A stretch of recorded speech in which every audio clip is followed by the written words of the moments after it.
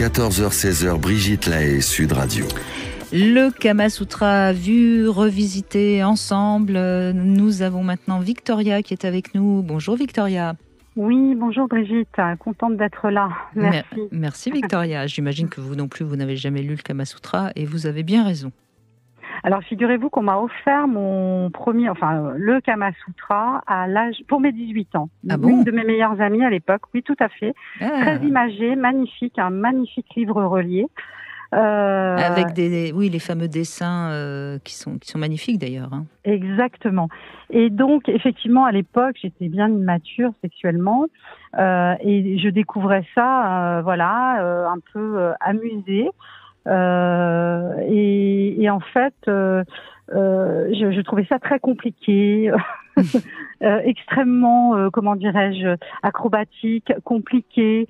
Donc on peut pas dire que j'ai expérimenté beaucoup de poses du Kama Sutra. Je pense que moi, je suis une personne assez classique. Et c'est vrai que pour trouver l'orgasme, j'ai besoin de contrôler en fait. Et pour contrôler, ma position préférée, c'est celle de la cavalière. Voilà, oui, bien sûr. Quand vous êtes sur l'homme.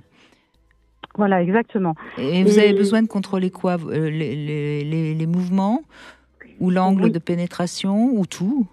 Exactement, j'ai besoin vraiment de contrôler le rythme, le mouvement et effectivement l'angle de pénétration. Et d'ailleurs, à chaque fois qu'on change de position, je ne peux pas avoir d'orgasme. C'est vraiment que dans cette position-là de la cavalière que je peux avoir un orgasme. C'est particulier, je sais pas. J'ai vraiment le sentiment que je peux contrôler, que je peux aller à la vitesse que je veux, que je peux maîtriser mes sensations et quand vous êtes donc la cavalière, vous êtes sur lui avec une cuisse de chaque côté déjà. Et est-ce que vous vous relevez avec vos cuisses ou est-ce que vous faites des mouvements d'avant en arrière ? Non, alors je suis. Alors ça dépend. Je peux être assise ou sinon coucher complètement sur lui, effectivement. Et c'est vrai que. Mais c'est plus reposant quand on est couché sur lui que quand on. Voilà, exactement. Mais après, c'est vrai que lorsqu'on est assis, l'angle de la pénétration n'est pas le même que lorsqu'on est à plat ventre. Voilà. Donc, du coup, oui. Après, effectivement, je peux varier cette posture. Je peux me mettre accroupie aussi, mais c'est pareil. J'ai pas la même. J'ai vraiment besoin d'être allongée sur lui en fait, vraiment pour avoir des orgasmes. J'ai beaucoup de mal à avoir des orgasmes dans une autre position. Voilà. Alors après, Victoria, moi j'ai toujours tendance à dire que quand on a une position qui marche et qu'on a que celle-là qui marche, où est le problème ? Après tout, c'est très bien comme ça et rien ne vous empêche de temps en temps de faire une autre position et de terminer par cette position si vous voulez avoir votre orgasme. Après, moi, je peux vous donner des explications mécaniques, si vous voulez. C'est-à-dire que dans cette position-là, il y a de fortes chances que votre pubis soit donc contre le sien, ce qui peut permettre plus facilement déjà une petite stimulation clitoridienne et surtout les racines du clitoris qui sont donc dans le vagin, là en l'occurrence, vont être un peu plus écrasées, ce qui permet peut-être une meilleure excitation et donc une jouissance plus rapide. Bon, c'est une explication, mais si ça se trouve, c'est juste parce que dans cette position-là, vous êtes à la fois sur lui, mais en même temps couché, donc assez abandonné, collé à lui, et que ça vous excite, et donc ça vous fait arriver à l'orgasme. Voilà, exactement. Et je pense que en ce qui me concerne, c'est vraiment mécanique. Vous avez tout à fait raison. C'est vraiment parce qu'il y a une stimulation du clitoris dans cette position, en fait, pour moi. Je le sens d'ailleurs. Donc c'est vrai que c'est pour moi la position idéale. Alors après, effectivement, on fait d'autres positions, mais on finit toujours par celle-ci. Ben oui, voilà. Si c'est celle qui vous apporte l'orgasme, monsieur ne veut pas s'en priver. Et il a envie de vous. Mais et puis il y a des hommes qui sont très bien dans cette position parce que justement ils sont allongés. Alors après il y a certainement également la position du pénis qui joue. Quand vous êtes dans cette position-là, il cogne pas tout à fait au même endroit que si vous êtes par exemple accroupi. Accroupi, il va être peut-être un peu plus profond, mais moins sur la partie antérieure du vagin, donc la partie on va dire clitoridienne du vagin. Voilà, c'est ça. Mais quand je suis accroupie, j'ai pas d'orgasme. C'est juste. J'ai bien compris. Voilà. J'ai bien compris.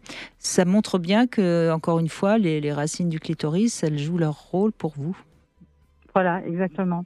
Alors après, le Kama Sutra, pour moi, c'est vrai que j'ai pas vraiment expérimenté, puisque nous, on est un couple assez, on va dire, classique.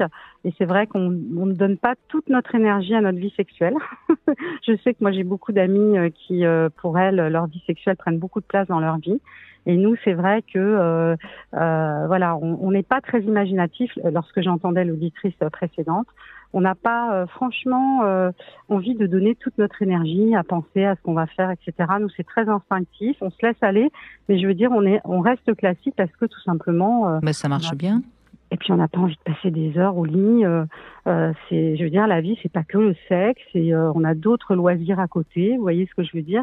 Et voilà, c'est un plus, hein, bien sûr. Le sexe, c'est hyper important pour nous. Mais voilà, on a d'autres. Et d'ailleurs, souvent, mon partenaire me dit que j'ai une attitude très masculine au lit. C'est-à-dire que moi, quand c'est fini, toc toc, c'est terminé, je me lève, hop, on fait autre chose, allez, hop, on y va. Vous voyez ce que je suis pas du tout à vouloir m'enlacer absolument avec lui. Oui, il a pas tort. Oui, en général, c'est plutôt les femmes après l'orgasme qui ont besoin d'un moment de tendresse très intime. Et les hommes qui vont aller prendre leur douche. Donc là, vous, c'est plutôt bon. Allez, hop, c'est fini, on passe à autre chose, oui. Complètement. Mais pourquoi pas? C'est ma façon de fonctionner. Et donc, voilà. Par contre, les préliminaires, pour moi, c'est très important. Et je pense que le Kama Sutra commence lorsque monsieur va sortir les poubelles. C'est-à-dire que c'est depuis... Vous voyez, moi, j'ai besoin d'avoir cette ambiance à la maison avant... depuis le matin, par exemple, ou pendant plusieurs jours avant de faire l'amour avec mon partenaire, en fait. Oui, vraiment, je peux pas passer du coq à l'âne, en fait. Si je suis la majorité des femmes sont comme vous. Hein. On peut pas faire la guerre toute la journée et faire l'amour le soir. Hein, c'est pas possible. Voilà, c'est ça. Donc voilà, Brigitte. Mais ce qui est intéressant, vous voyez, dans votre témoignage, et surtout par rapport au témoignage de Valérie, c'est-à-dire qu'il n'y a pas une qui a raison par rapport à l'autre. Ce qui est important, c'est que la relation de couple fonctionne bien. Ce qui serait embêtant, c'est si vous étiez avec un homme qui a besoin de beaucoup de fantaisie. Alors à ce moment-là, ça pourrait coincer un peu parce que vous préférez toujours la même position et ça vous va bien. Et puis, vous n'avez pas besoin d'enrichir sans arrêt votre sexualité. Bon, donc votre couple fonctionne très très bien, le couple de Valérie fonctionne très très bien. Et de quel droit on dirait qu'il y a une façon de faire qui est meilleure que l'autre? Oui, là je suis complètement d'accord avec vous. Ce qui compte, c'est d'être trouver sa chaussure à son pied, oui. Voilà, exactement, d'être OK avec nos pratiques sexuelles en fait. Et ça, je sais plus comment le Kama Sutra l'explique ça, mais il le dit bien. Ce qui compte, c'est de trouver la personne avec qui on est complémentaire, avec qui ça fonctionne bien. Exactement. La personne avec qui on s'emboîte bien, je dirais. Exactement. Par exemple, si on aime un très gros pénis, on ne pourra pas être totalement épanoui avec un petit sexe. En revanche, si on n'est pas fan, que ça dure trop longtemps, on ne sera pas bien avec un homme qui aime bien limer pendant une demi-heure. Si on n'est pas du tout fan du coït et qu'on adore les préliminaires, on sera mieux avec un éjaculateur précoce. Enfin, vous voyez, encore une fois, il n'y a pas de symptômes si ça ne dérange pas le ou la partenaire. Il y a symptômes si ça dérange le ou la partenaire. Enfin... Oui, je comprends ce que vous voulez dire. Après, ce qui compte, c'est vraiment la communication. Et c'est vrai que nous, en ce qui nous concerne, on a beaucoup de mal à parler de sexe avec mon mari. On n'arrive pas tellement à verbaliser. Non, mais il y a certainement, oui, il y a certainement de part et d'autre une certaine pudeur à parler de sexe pour des raisons certainement culturelles. Mais si vous êtes tous les deux en harmonie et tous les deux avec du plaisir et de la jouissance, c'est pas grave de pas pouvoir en parler. Puisque quelque part vous échangez par vos corps et par votre jouissance que vous vous donnez mutuellement. Oui, je comprends ce que vous voulez dire. Il y a une certaine pudeur, effectivement. Oui, je comprends. C'est pas, on n'en parle pas parce qu'il y a des problèmes. On n'en parle pas, mais tout va bien. Donc c'est pas gênant de pas en parler. En revanche, si un jour il y a un petit truc qui va pas, Là, il vaudra mieux, si vous n'arrivez pas à en parler, l'écrire ou aller consulter, etc. Mais tant que tout va bien, pourquoi aller parler? Moi, je suis pas non plus enfin, je ne pense pas non plus que le fait de parler forcément améliore la sexualité. C'est pas, si on est pudique, au contraire, ça peut vous gêner, vous pouvez entendre des choses qui vont vous déplaire. Donc non, ne parlez pas. Oui, voilà, en fait, on essaye d'être cohérent dans le sens où, comme nous ne sommes pas au départ très à l'aise avec ça, avec les mots, en fait, on est dans nos gestes aussi, ça se voit qu'il y a une certaine pudeur. On est très tendre, en fait, extrêmement tendre et très classique, en fait.